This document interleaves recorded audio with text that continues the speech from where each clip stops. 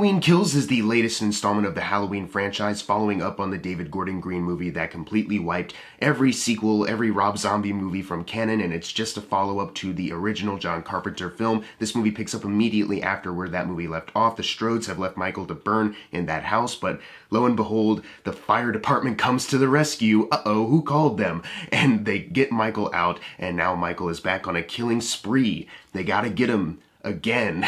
I was not really looking forward to this movie all that much because the last Halloween movie just kind of left me with, yeah, it was like fun and enjoyable to watch in the moment, but it's not really a movie I'm going to remember that much, mostly because I thought a lot of the stuff they were trying to do of substance kind of fell flat, or it was just a little too basic for my liking. You know, there was a way that I watched that movie and I was like, I think there's a way that you could make like an actual like film out of this instead of trying to make like a franchise starter. There's a way you can just bring some closure and finality to all of this, but they had to make their franchise decision, so I get it, I guess. But I can totally understand why people did enjoy that last movie. You know, the kills are pretty gnarly, and David Gordon Green is a very competent director and proved that, how technically proficient he is. And I can at least say, you know, this past couple weeks I've been watching the entire Halloween franchise for the first time. I'd previously only seen the original and the David Gordon Green one, so I spent my time these past couple weeks just watching them all, and I definitely can find more enjoyment in the Gordon Green one, more so than like any other sequel. I really don't like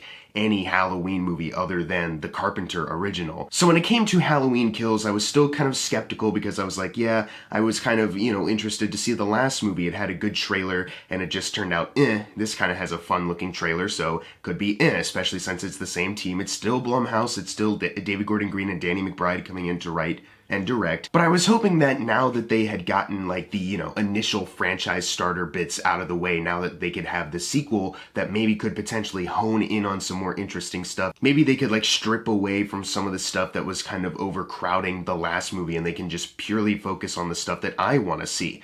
And, you know, leave me with a surprise that they actually did something really cool for a Halloween movie. And I definitely walked out surprised. I was surprised at how much shit they shoved into this movie that made it worse than the last one. I for the longest time, I was frustrated, but a little more frustrated than I was watching the last movie. And then by the end, I walked out infuriated. Like, legit, I was mad walking out of this movie. I thought they fucked it up in so many ways that I didn't think was really possible for them to fuck up. But they did. Let's talk about some of the stuff I liked first, just to get us into a little bit more of a positive vibe before I dive deep into my problems with the movie. First off, John Carpenter once again makes an excellent score. I like how it definitely was attempting to sound different while also keeping up with what you would expect these scores to sound like. It's still very chilling and really cool. I love John Carpenter's music. Some of the performances are still pretty solid stuff, despite what some of the characters have to do or say. Some of the performers still manage to look good out of this, like obviously Jamie Lee Curtis, Judy Greer, the girl who plays Allison, the granddaughter. Every single kill in this movie is definitely very gnarly, and, you know, David Gordon Green once again shows that he can direct one really great movie. There's once again great cinematography, some cool sound effects, you know, the kills are executed so well, and honestly quite brutal. Like, honestly, it's kind of like how I felt about like the last movie, you know, why I like the kills so much is that there is kind of this like disgusting kind of factor to them. You know, they kind of do go overboard in a way a crazy murder-driven man like Michael Myers would kill people, and they keep up with that in this maybe a little bit more, because I was definitely feeling bad about a lot of deaths in here. It also helps that Danny McBride and David Gordon Green, when writing these scripts, they try to give you a little bit of character before people get taken out, you know? So there's like, you know, comedic banter back and forth, and sometimes, similar to the last movie, some of the comedy doesn't work, but there are some bits where the comedy does. It really is just kind of a mixed bag as far as that goes. Like, there's a couple that was in the movie more than I thought they'd be, and I enjoyed them. I thought they were funny, but, you know, there's some clunkers still as far as jokes go. So that's at least consistent with the last one. And lastly, I want to at least give credit to the writers for attempting to do something with this story that wasn't just Michael is killing people and Laurie is coming after him. You know, they tried to add like an overall theme, like a social commentary on mob mentality, mob justice. They tried to make this a little bit more than just the average slasher. They tried to make this an actual film, so I can at least give them some credit for thinking of something that actually I would really like to see. You know, the downside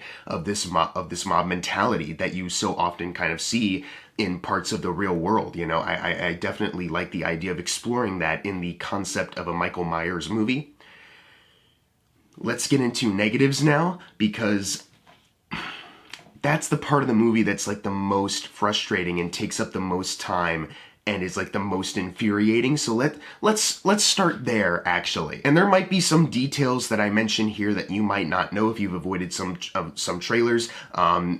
So I guess mild spoiler warning. It's in some of the marketing, so it's kind of hard to say that it is a spoiler since they're putting it out there. But just so you know, if you want to go in completely blind and surprised by some stuff that pops up, that's your warning.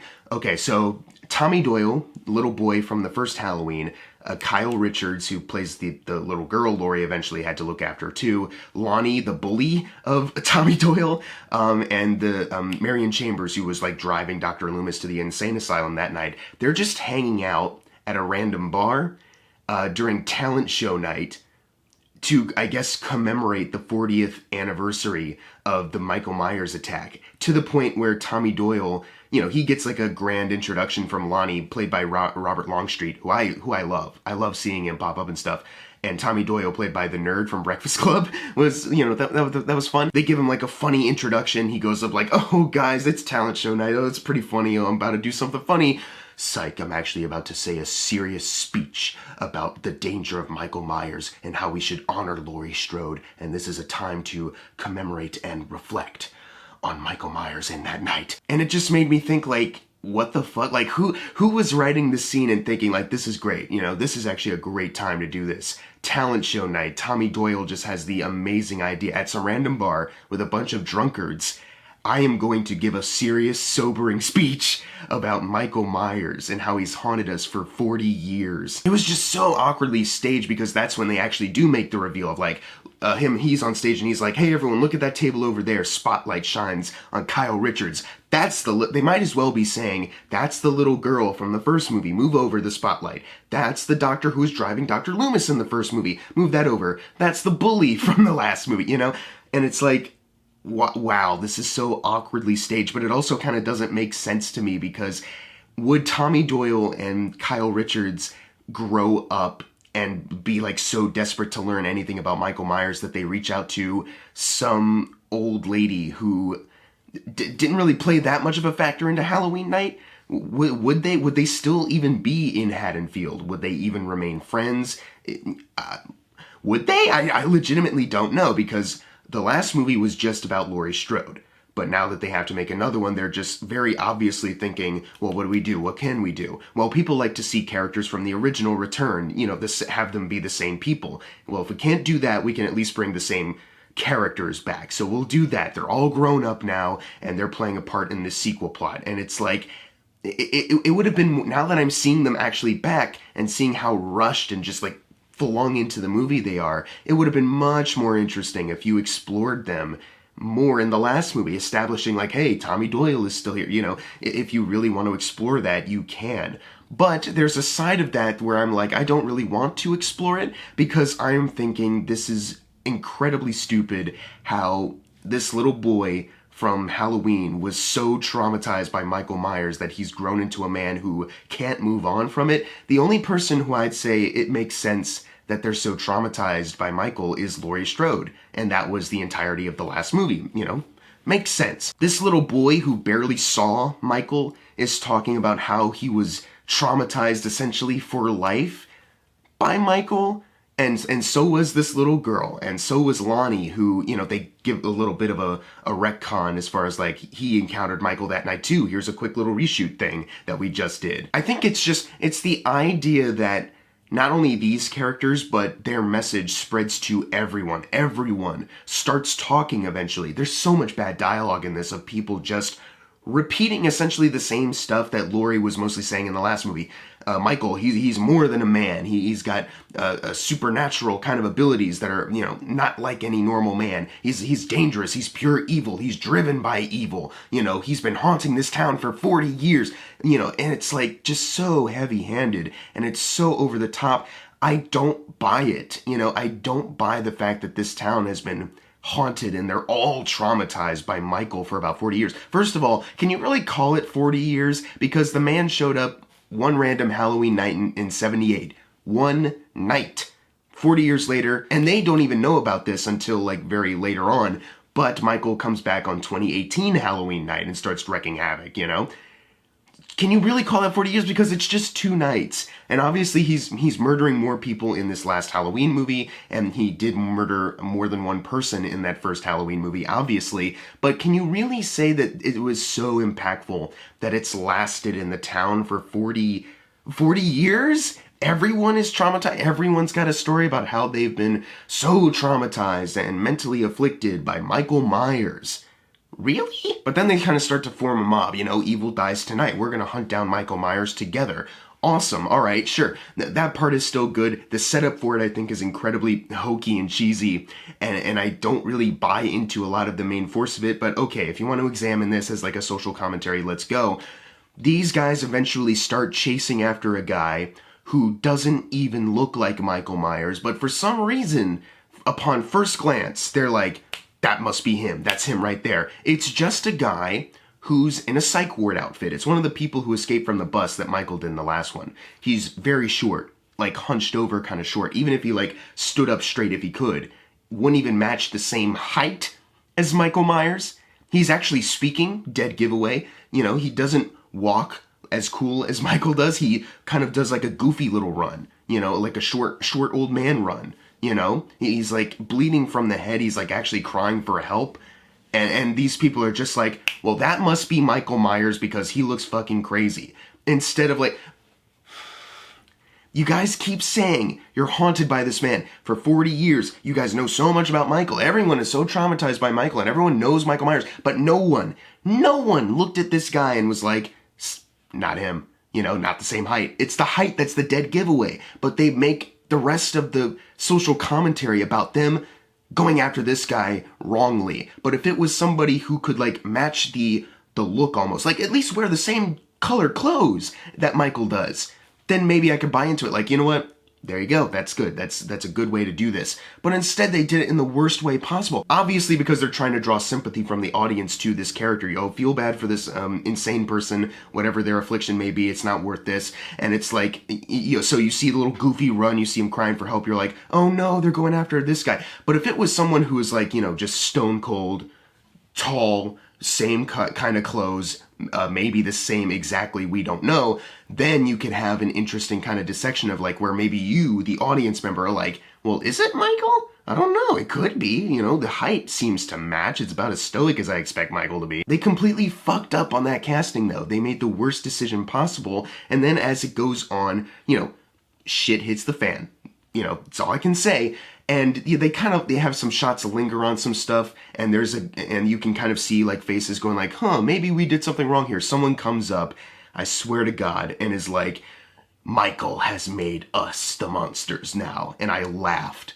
Had to laugh in the theater. It was fucking terrible. But it's not like you really have characters learn like, okay, mob mentality is bad. Mob justice isn't really right, and we shouldn't buy into that so easily. Instead, the way they approach it is the main guy leading it goes, yeah, that was kind of fucked up and we made a mistake, but I'm never gonna stop hunting after Michael. I want to do good. Because they need a specific ending. I'm trying not to just give the whole thing away, but they need a specific ending. That's all I can say. And the only way they can do that is if they have the mob. And it's like, well, you can't have these characters learn not to do that. You can't have them just disband and let other people handle it who actually know what the fuck they're doing. We still need that. But we also need them to recognize that what they did just now is fucked up. But if they did, then they wouldn't be doing this either. So it's like, they're trying to work in a theme to make this smarter, but in doing so, they're making the wrong decisions to properly establish it. And then when it comes to the impact of the ending, you don't feel it because there is no impact. It's just, well, that happened, let's keep going. There's something about the last movie that I really wanted them to talk about and they didn't. The fact that Michael was never gunning for Laurie Strode. Obviously, and so much of the marketing is built around he's coming after me. I gotta defend myself and protect myself. But watching that last movie, it's like, he only came upon this property by pure happenstance. He was directed there. And he just did what he did. He didn't know you were there, but all the marketing is talking about, final showdown, Laurie versus Michael. Oh my gosh, it's they're finally meeting again. It's exactly what Michael wants to do. Finally, though, in this movie, they acknowledge it. They acknowledge what I was saying, that he was never after her. And I was like, for a moment, I was like, awesome. Let's see the outcome to this. And instead of showing like a devastated Laurie Strode, because that's what I want to see Laurie realize in her eyes, she wasted her life. She could have moved out of Haddonfield and she probably would have never seen Michael again. She could have lived a good life and not ruined her daughter's life too. She could have had a good life. Instead, they cut. And we never see that. So they finally acknowledged something that I wanted them to acknowledge in the last movie, but to no effect. They just did it to do it. There's so many rushed things about this movie. Like, there's like a really quick moment where two characters are like, hey, remember that time we actually had kind of a romance going in a scene you never saw because we didn't shoot it because it's before the last movie. And they're like, yeah, that was pretty sweet and junk. Maybe we have a romance going now. All right, keep going. Some characters kind of reunite and meet up and it's just kind of like a whatever thing. I was like, well, shouldn't this be like a bigger deal? I don't know. For example, Allison, she and her boyfriend broke up in the last one because he was kind of fucking around. But then in this movie, as soon as they meet up for the first time again, they're just like, ayo, I'm sorry. Cool, let's keep going. And that's it. There's no character arc. There's no interesting developments for that relationship at all. You don't care about them any more than you did in the last one, which is not at all, for me at least, because I only wanted to see more Laurie, and they keep cutting back to this stupid high school shit. The actress who plays Allison can do a good job, and she does do a good job in these movies, but the character is not doing her any favors. There's just, why is she here? Because she doesn't have any character arc in this. If you removed her entirely and just made this a movie about Judy Greer and Jamie Lee Curtis, it would be infinitely better and more focused. But instead, well, we need to draw in the teenage crowd, so we need a teenage character, because a teenager led the first Halloween, Jamie Lee Curtis when she was a teenager. So we need that. So if you're excited to see Jamie Lee Curtis in this, hey, performance is good, but she's barely in it. It's not to the effect that you want it to be. And in fact, I found some of the stuff she was saying kind of contradictory to what she's saying, not just in the last movie, but also this movie, where she's like, I gotta be the one to get Michael now that he's freed. I gotta be the one to find him. I need to do this. But then, when Tommy Doyle comes rushing in like, Laurie, oh my gosh, we formed a mob and we're gonna come after Michael. He's coming here obviously to get you, so we're gonna be on the lookout. And Laurie, tells him, instead of going like, no, I gotta be the one to do it, to really drive home that paranoia she has, and, this inflated kind of paranoid ego of, I gotta be the one to do it because he's after me. Instead, she's like, go get him, Tommy! Go get him! Kill him! And it's like, you just said you have to be the one to do it, but here you are actively encouraging Tommy Doyle to do it. I feel like Laurie Strode especially would be like, no, none of you are prepared. Get out of here and just leave me to do it. But instead she's like, oh no, that's cool actually. Get him, Tommy! One character makes a horrendous decision. It's not just a stupid decision, it's a horrendous decision, because for the longest time they're part of the mob mentality of, we gotta take on Michael together. That's the only good thing about that message of the mob is, hey, we gotta do this together. Evil dies tonight, but only if we're together, because this guy is fucked up. We can't take him one-on-one. But this guy who's been in this mob has heard this message and has agreed with this message, finds the exact location where Michael is, knows exactly where he is. Does he call the cops? Does he call any of his buddies for backup at all? No! He goes it alone.